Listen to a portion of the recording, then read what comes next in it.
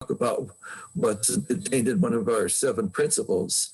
And so I would, encourage you to think about what has been happening the last 4 or 5 years, and to realize that our democracy is always in danger from something or someone, and that we cannot take it for granted. And I think this has really been brought home in the last 4 to 5 years. And so this is your chance to see what we can come up with in terms of our way of dealing with these type of autocratic behaviors.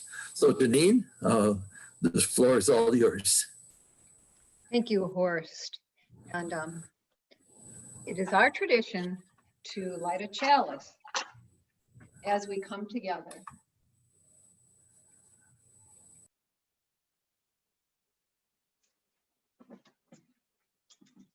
The reading today is from our hymnal.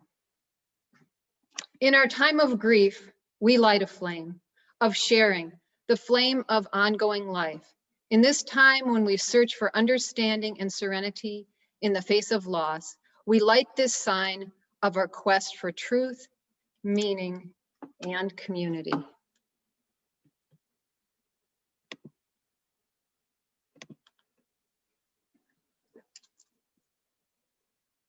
I would like to take a moment of quiet breaths as we arrive here today together at this unprecedented, difficult, and painful time in our country. 5 people died and our capital was under siege just 4 days ago. I experience abundant support being with all of you today, and I call upon the pause and the breath to support us for a moment.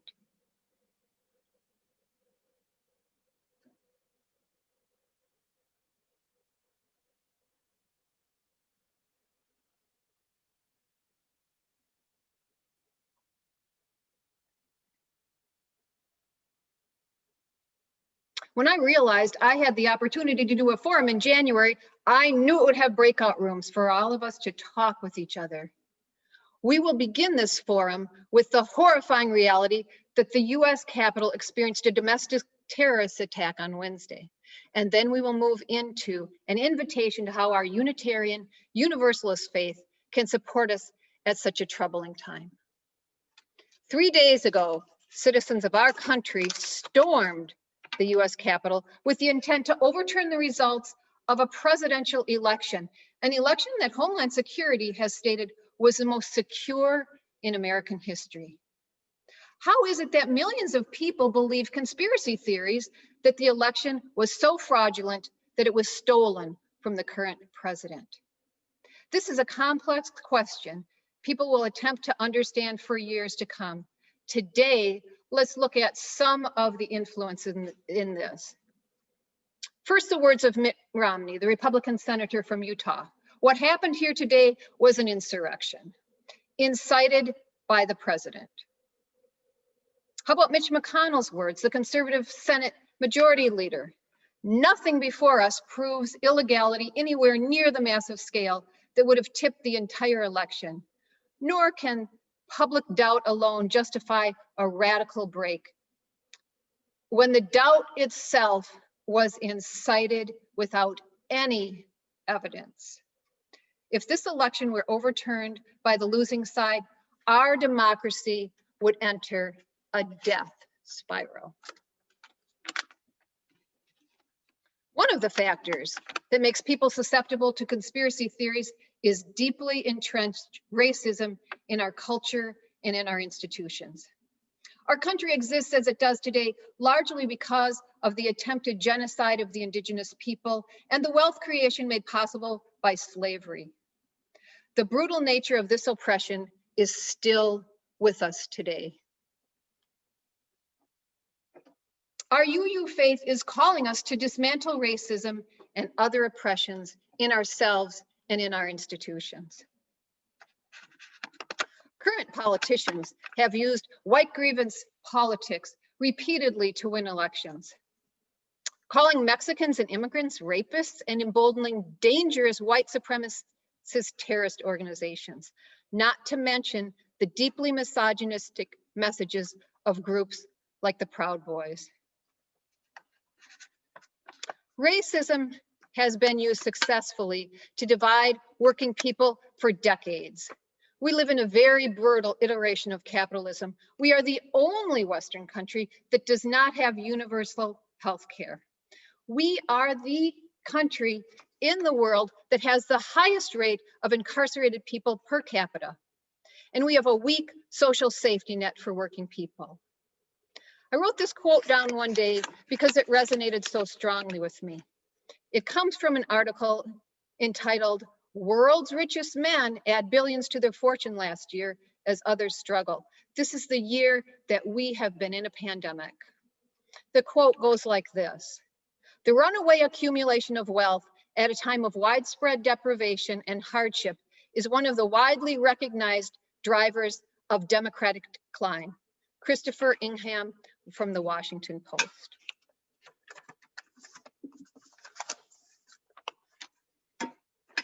Racism, sexism, income inequality, and the decline of the middle class. These are some of the factors that make people susceptible to conspiracy theories.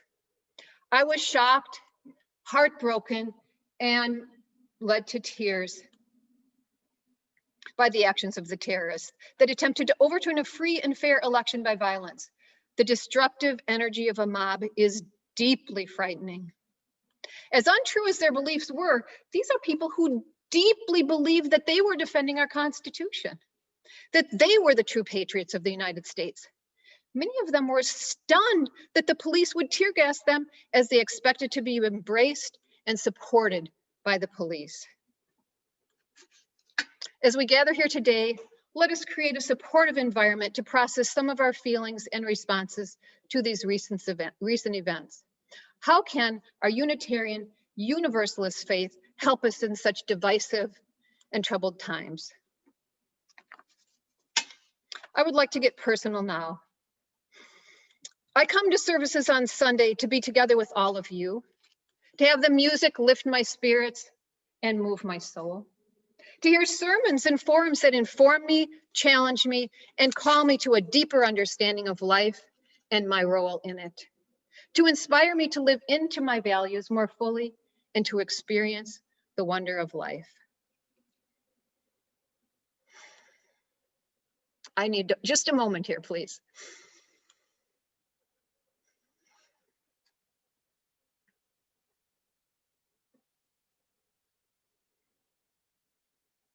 I have worked alongside many of you to encourage people to vote.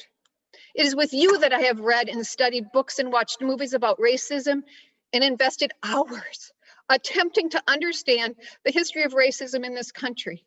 How can we work towards dismantling racism and other oppressions in ourselves and in our institutions if we do not understand the truth of our history?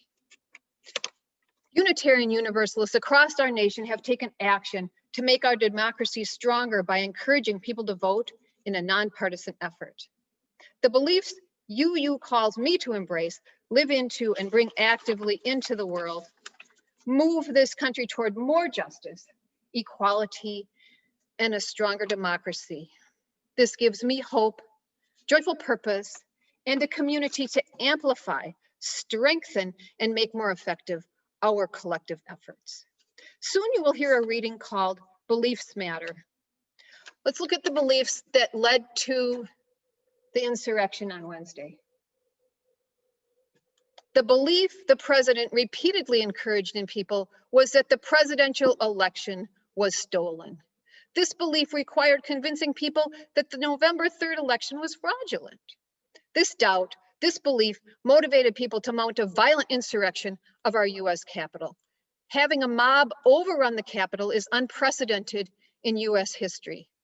This was a domestic terrorist attack, an action based on a belief that, again, in Mitch McConnell's own words, was incited without any evidence.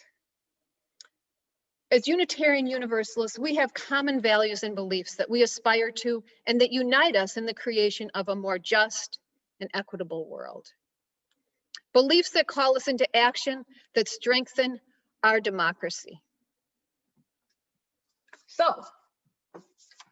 let's talk about some of those beliefs. I have in my home, in my plastic sleeve, our 7 principles and our 6 sources. So I'm going to start with principle number 1, the inherent worth and dignity of every person. And I must admit that when I first became a Unitarian, this one called to me so much that I could hardly remember any of the other ones. The inherent worth and dignity of every person is not a belief that is unique to Unitarian Universalism, but it is core to our values. Number 2, justice, equality, and compassion in human relations. Let's move to number 5, the right of conscience and the use of the democratic process within our congregations and in society at large. Next, I'm going to move to our 6 sources of Unitarian Universalism, and again admit that even though I was introduced to these in the first few years of being a Unitarian Universalist, they probably went way over my head. I just was like, we have 6 sources too, and we do. I'm going to read number 2. Words and deeds of prophetic people which challenge us to confront powers and structures of evil with justice, compassion, and the transforming power of love. Let's listen to number 5, humanistic teachings which counsel us to heed the guidance of reason and the results of science, and warn us against idolatries of the mind and spirit.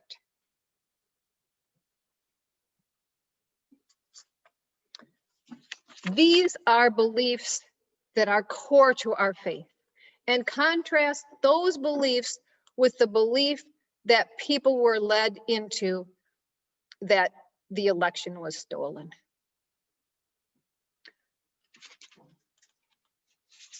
Let's take a moment to breathe and reflect on our UU beliefs and the beliefs, and grieve the beliefs, the false beliefs that led people to violently storm our Capitol.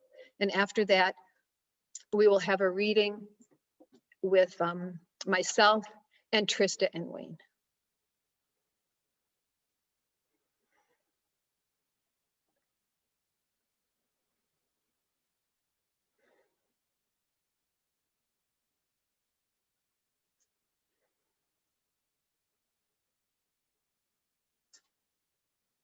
Before we go to that reading, I would like to call up Susan Hooker and the article that Miriam wrote in the paper about her, because Susan Hooker was calling Miriam into the pause where we reflect and we connect with what's important to us, can be healing and nourishing in a time of strife. So I'm inviting Trista and Wayne to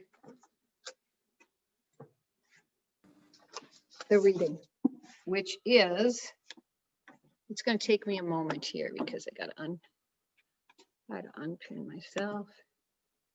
Okay, Leonard was going to bring them and me up to the, here we are. And I think Leonard can get me on the screen as well. Here we are. Okay. This is reading number 657, and it comes in the back of our hymnal. Our hymnal has a lot of really valuable and meaningful readings at the back. So this is a call and response. If we were actually together in person, which one day again we will be, then you would all be responding. Today, Trista and Wayne will be the responders, and I will begin. 657, it matters what we believe. Some beliefs are like walled gardens. They encourage exclusiveness and the feeling of being especially privileged. Other beliefs are expansive and lead the way into wider and deeper sympathies. Some beliefs are like shadows, clouding children's days with fears of unknown calamities.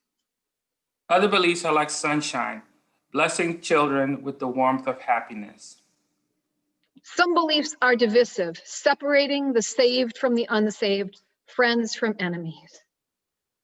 Other beliefs are bonds in a world community where sincere differences beautify the pattern. Some beliefs are like blinders, shutting off the power to choose one's own direction. Other beliefs are like gateways, opening wide vistas for exploration. Some beliefs weaken a person's selfhood. They blight the growth of resourcefulness. Other beliefs nurture self-confidence and enrich the feeling of personal worth.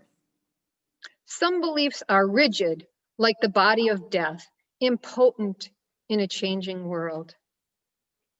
Other beliefs are pliable, like the young saplings ever growing with the upward thrust of life.